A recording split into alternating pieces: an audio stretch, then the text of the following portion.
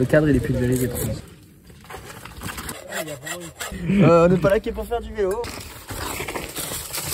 On se fait bien secouer hein.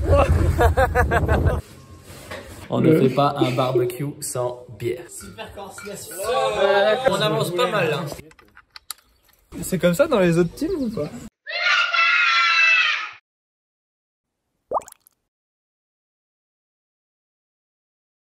Allez, bienvenue dans cet épisode 2 de Full Attack, donc de la bulle. On est donc la dernière fois chez Muckhoff pour voir un petit peu un team camp downhill, un petit peu comment ça se passait en DH. Et là maintenant on va aller en Espagne. Alors je suis déjà en Espagne. On va aller voir un petit peu le team Sun, donc French Connection. On va voir un petit peu comment ça se passe dans l'univers de l'enduro. Et puis aussi voir un truc qui est quand même important, c'est la création d'un team, puisque le team est tout neuf. On est encore sur une année Covid. On se connaît tous un peu ces problèmes d'approvisionnement de pièces.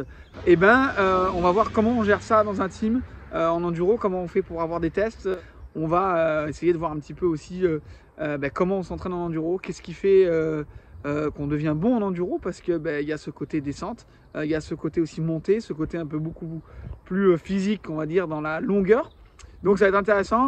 Je propose de partir avec moi pour cette deuxième épisode de Full Attack avec Sun French Connection. Allez, c'est parti. Finalement, quel que soit le niveau du mec, c'est toujours chiant de faire ça. Interminable.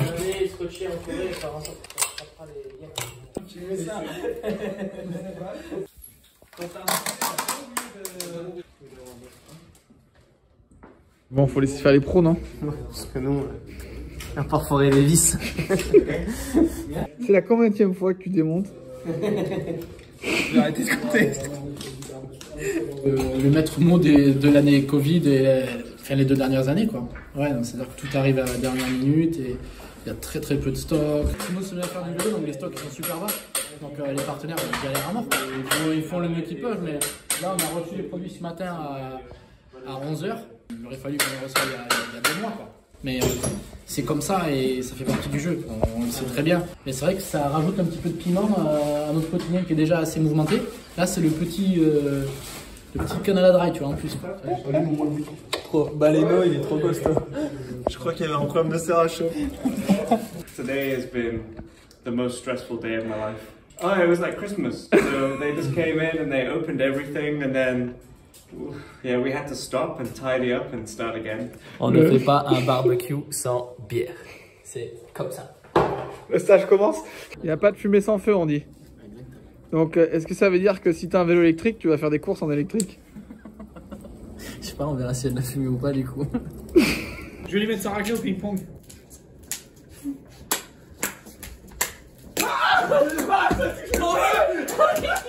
Sérieux, c'est à moi.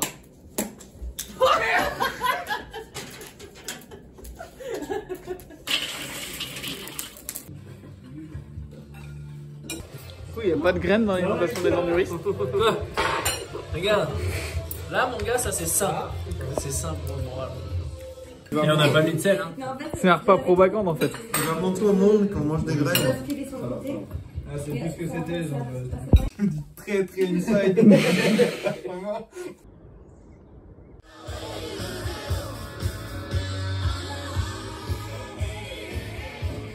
Elles sont là les graines.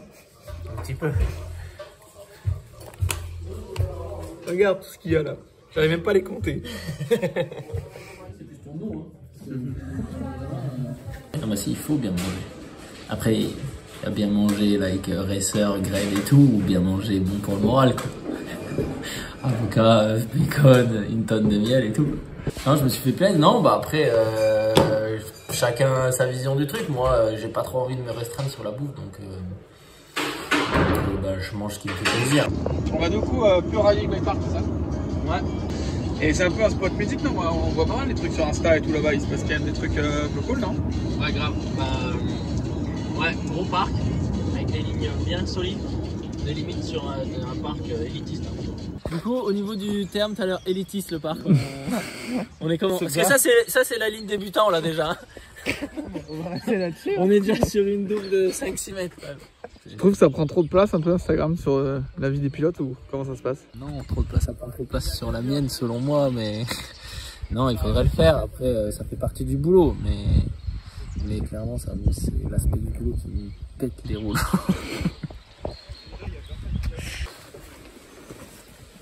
C'est comme ça dans les autres teams ou pas? Tu veux dire avec ça? En inside, ouais. J'ai 30 ans à peine et c'est moi genre l'ancien, tu sais. Et quand je vois la tête de lui qui fait oh, et l'armée explose. Ça me fait rire. Ah non. Vas-y, Non, montre-nous non, du non, prototypage un peu. Non. Alors, je vais me faire casser en deux par le manager. Arrête, Et ben, ouais, déjà avant, j'étais pas payé pour faire du vélo ou quoi que ce soit. J'étais privater quoi. Et là, ça change tout. Regarde toute l'équipe qu'on a et tout. Il y a mécano, il y a 2 caméramans et tout. Enfin, c'est gigantesque quoi. C'est royal là. C'est le rêve. Tu recheck quoi. Qu'on dise pas des conneries. Tu chantes. Bah déjà la proximité, c'était pas loin de Santa Coloma, et ça permet de pouvoir faire des navettes. Et là on a pas mal de testing à faire, donc ça nous fait gagner du temps pour pouvoir faire des navettes.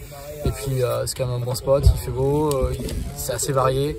Théo il connaissait, il nous a dit que ça valait le coup de venir, donc voilà les raisons pour lesquelles on est là.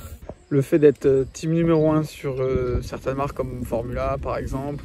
Ils sont assez réactifs, ils nous écoutent, il y a un bon feedback, donc non, il n'y a pas de stress particulier, c'est plutôt même gratifiant, tu vois, de pouvoir être mis en avant par rapport à ses partenaires, comme ça on n'est pas comme tous les autres, quoi. Donc ça c'est plutôt cool. C'est la bonne partie du job un peu ça, non? la bonne, je sais pas, mais ça fait partie. On s'est bien secoué. Hein. On est à Pure Riding Bike Park, j'ai Théo Gali qui est juste à côté de moi, qui me regarde avec son regard de fouine. On vient juste d'arriver, le spot il est vraiment cool. Et du coup ils vont s'échauffer, ils vont rôder les vélos, etc., etc. Ça change un peu la vie. Tu passes de galérer tout seul dans ton coin à pouvoir avoir l'accès à des pièces, la mécanique, tout le merdier quoi.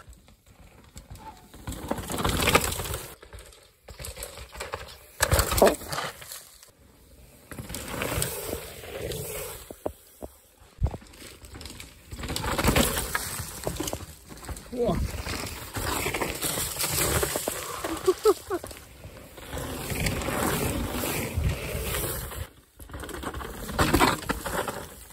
Petite descente de recours pour voir à quoi ça ressemble. Ouais. Moi ça m'a déjà secoué. C'est quoi une bonne piste pour toi Gali? Il faut trouver le juste milieu, pas trop dur pour pouvoir quand même prendre le temps de prendre des sensations, parce que si on est trop dans le jus, on n'a pas le temps de trouver un feeling. Donc voilà, une piste qui est variée et avec un niveau de difficulté moyen. Ok, bon cool, on y va parce qu'il y a la navette qui est derrière nous. Du coup, si tu devais interviewer le Gali, t'aurais une question à lui poser, ce serait quoi comme question? C'est quoi ton secret pour faire la même saison que l'an dernier? Secret. Moi, je sais pas. Pas comme vous voulez la chose, mais moi je me fais un casse-dalle depuis le 13, enfin. Ouais. J'ai monté les proches. En fait elle est trop grosse. L'armée il a mangé un demi-sandwich. Le mec il fait la moitié de mon poids.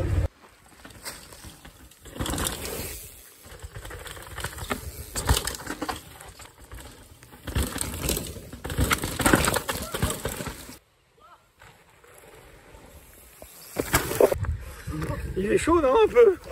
Le petit chèque quand t'arrives à faire ça c'est que... Tu fais un testing camp ou tu fais un whip-off toi en fait? Non là je m'inscris au Fest Series après ça. Il se régale un peu à faire 2-3... Tiens elle est là la trace.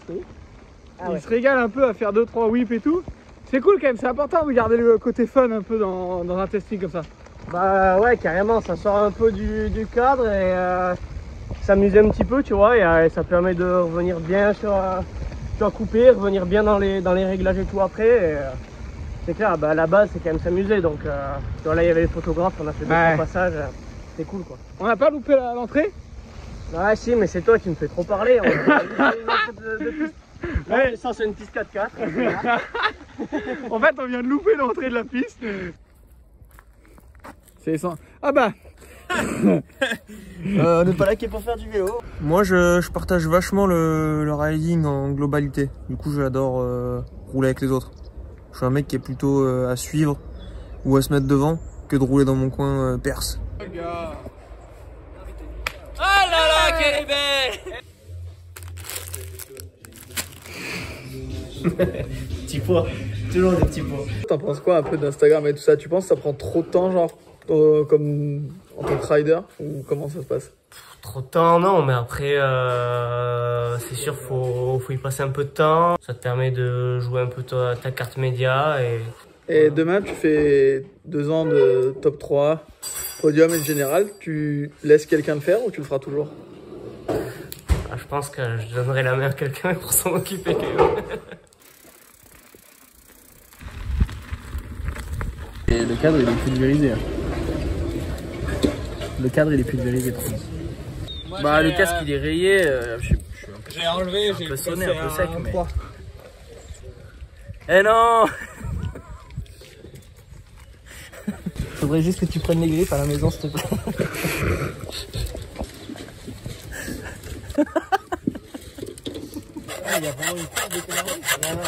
En fait, on peut plus démonter mon pédalier. Du coup, pour monter mon ventilé, bah, on fait une ouverture.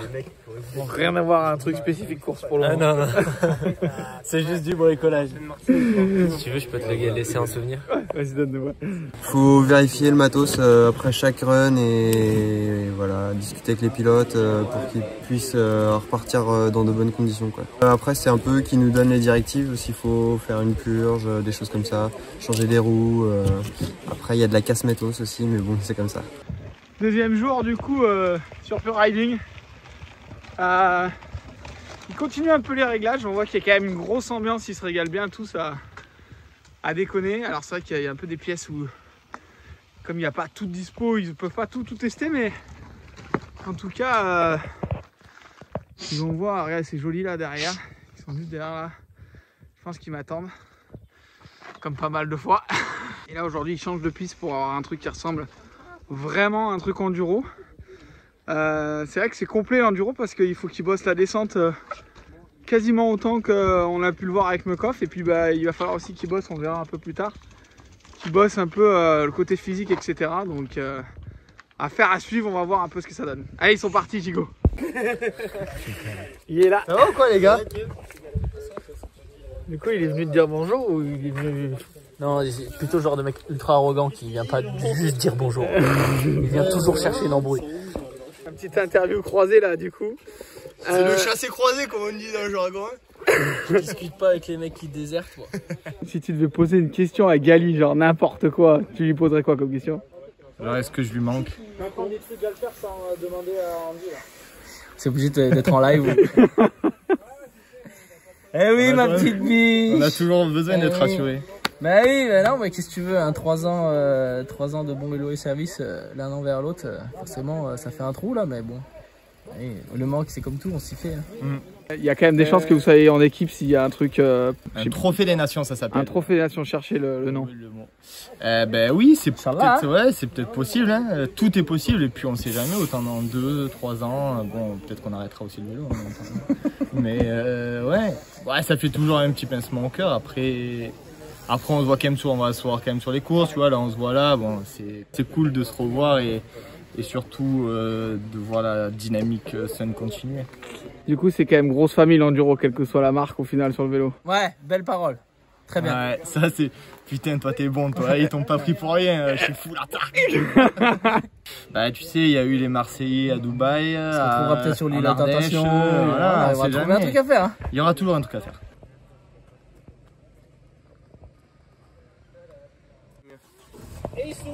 J'ai mal à l'intérieur là, au niveau du thorax. Tu vois, ça se sautait quoi. Sauf que j'ai pris un racket et ça m'a tout déséquilibré en l'air. Demain, un petit jour de repos, ça va pas faire de mal. Donc il y a les grimpeurs là. Ils vont nous emmener tester 2-3 spots de bloc, je crois, donc ça va être marrant. Tu zoomes sur le sandwich ou sur la photo? Les deux. Bilan à clavette. Du coup quand on tombe comme ça, on pense à quoi en premier? Genre la saison, le direct. Ouais. À quoi tu penses quand ça arrive une blessure comme ça? Direct, je me suis dit, putain, ça y est, combien de temps je vais être arrêté? Donc déjà, il faut savoir ce que t'as. Là, j'avais bien mal, donc je savais que j'allais être arrêté et c'est le combien de jours, quoi.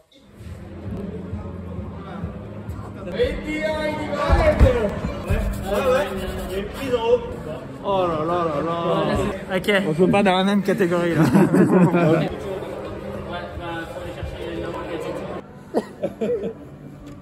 Bah, il est immense.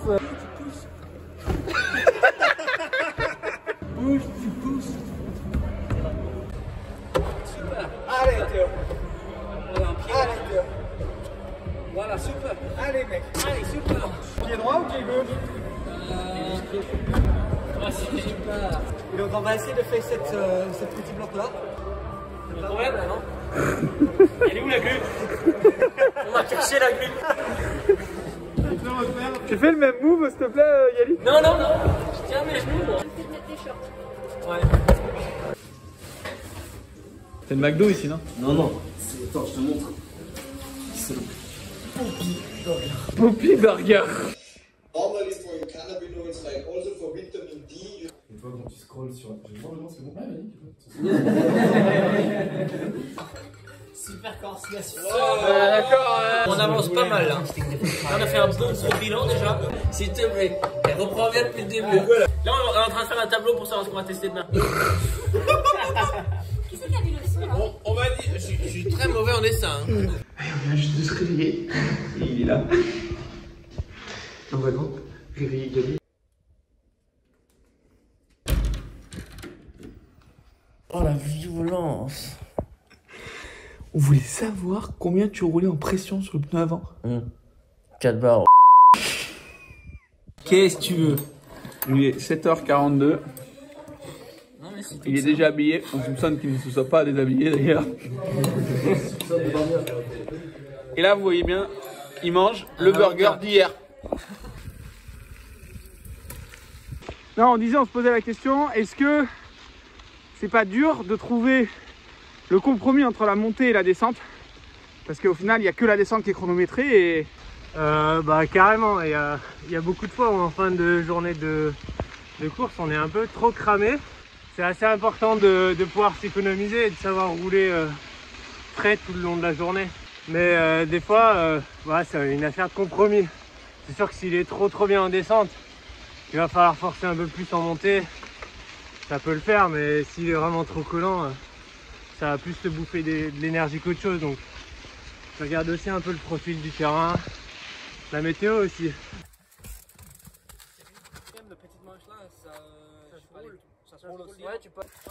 Ça va? C'est l'enfer avec les oeufs là. Ça avance pas hein. Enfin, est-ce que la météo ça joue un truc dans le mental quoi? Ça joue un truc, mais moi j'adore la boue, donc ça me dérange vraiment pas du tout. Et ici, de toute façon, dès qu'il pleut, c'est encore mieux, donc c'est trop bien.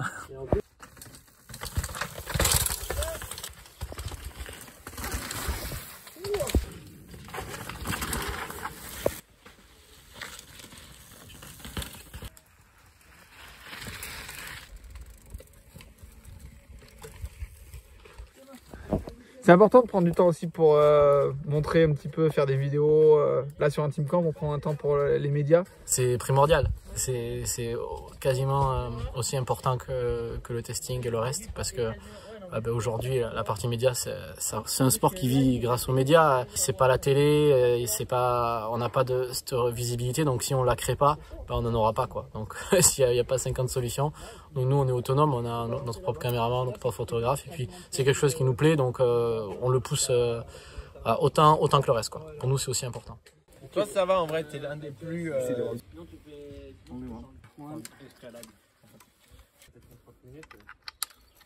Ils nous ont préparé d'autres bras avec différentes chaînes de carbone. Plus souple normalement, donc on va tester ça. Allez, on arrive à la fin un petit peu de ce trip avec donc toute l'équipe Sunfree Connection qui est encore en train de débriefer.